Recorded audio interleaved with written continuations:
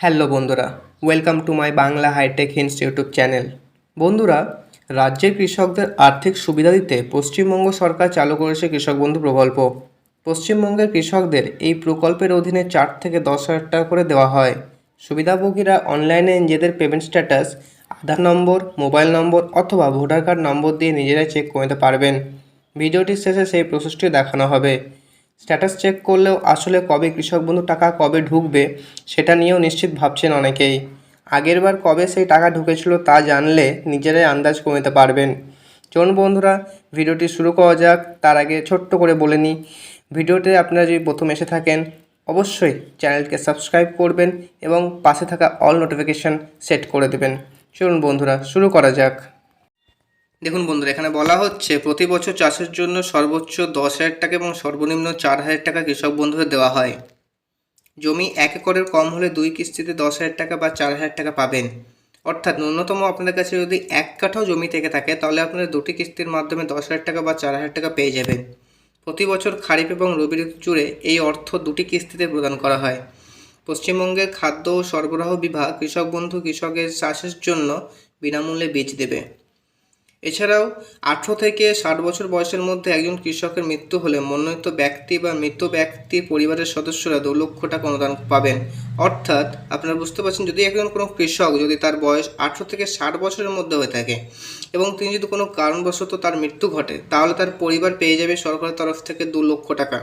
পশ্চিমবঙ্গের কৃষক পরিবারই শুধুমাত্র মৃত্যুর সুবিধার জন্য যোগ্য হবেন। অর্থাৎ এই 2 লক্ষ টাকা শুধুমাত্র পশ্চিমবঙ্গের কোনো কৃষক যদি মারা যায় তবেই তার পরিবারকে এই 2 লক্ষ টাকা দেওয়া হয়। এর আগে কবে কৃষক বন্ধুর টাকা ঢুকেছিল? জানা গিয়েছে খুব শীঘ্রই কৃষক বন্ধুর টাকা পাবেন নথিভুক্ত কৃষকেরা।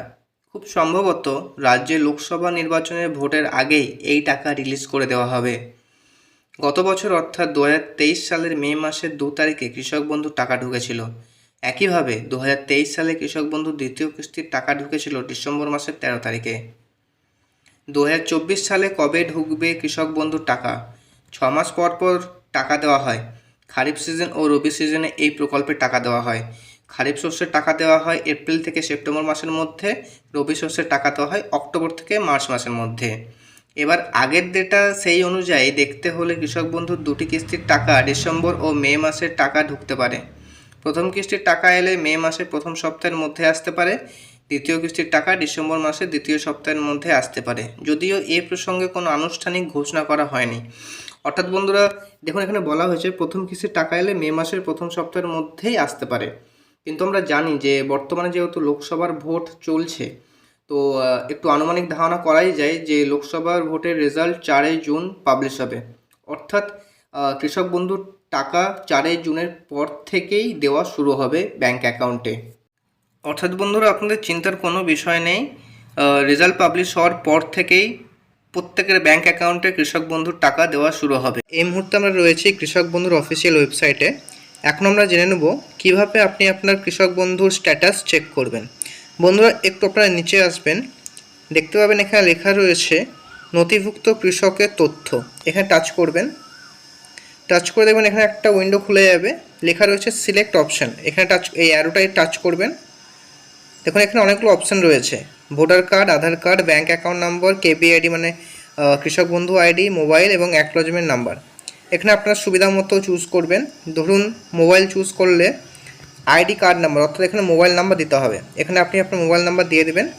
এরপর দেখুন এখানে লেখা আছে I am not a robot, এখানে টিক করবেন। টিক করার পর